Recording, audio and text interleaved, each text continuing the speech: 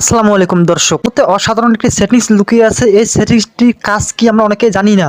তো আজকে আমি আপনাদেরকে দেখিয়ে দেবো এই সেটিংসটি করে রাখলে আপনাদের কি উপকার হবে আর এই সেটিংসটির কাজ কি। তো চলুন আমরা কথা না বাড়িয়ে মূল কাজে চলে যাই। তার আগে আপনাদের কাছে রিকোয়েস্ট থাকবে, আপনারা যদি আমার এই চ্যানেলে নতুন হয়ে থাকেন চ্যানেলটিকে সাবস্ক্রাইব করে দিবেন এবং ফেসবুক পেজ থেকে দেখলে পেজটিকে ফলো করে দিবেন। তো চলুন আমরা মূল কাজে চলে যাই। আমরা যাব আমাদের ফোনের ইমো অ্যাকাউন্টে। তো আমি ইমোতে প্রবেশ করব।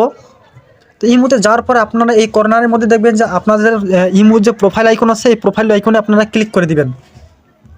দেওয়ার পরে এখান থেকে সেটিংস অপশন আছে, এখানে আপনারা ক্লিক করে দিবেন। ওকে, এখান থেকে ক্লিক করার পরে চ্যাট নামে একটা অপশন আছে, জাস্ট এখানে আপনারা ক্লিক করে দিবেন।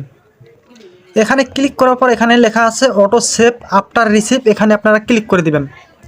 ক্লিক করার পরে এই বাটন দুইটা যদি এরকম সবুজ বাতি না জ্বলে, অর্থাৎ যদি এরকম বন্ধ থাকে, এই দুটোকে আপনারা এইভাবে ক্লিক করে অন করে দিবেন। এটা অন করে দিলে হবে কি, আপনাকে যদি অর্থাৎ আপনার ইমোতে কেউ যদি কোনো ছবি বা ভিডিও পাঠানোর পর সাথে সাথে সেটা যদি রিমুভ করে দেয়, তারপরে কিন্তু এটা আপনার অটোমেটিক গ্যালারিতে সেভ হয়ে থাকবে, আপনি দেখতে পারবেন পরবর্তীতে।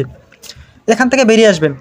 তারপরে নিচে লেখা আছে অটো সেভ আফটার সেন্ড, অর্থাৎ আপনি যদি কাউকে কোনো কিছু ডকুমেন্ট সেন্ড করেন, তো সেন্ড করে দেওয়ার পর সেটা যদি আপনি ডিলিট করে দেন বা সে ডিলিট করে দেয়, তারপরে কিন্তু এটা অটোমেটিক আপনার গ্যালারিতে সেভ হয়ে যাবে।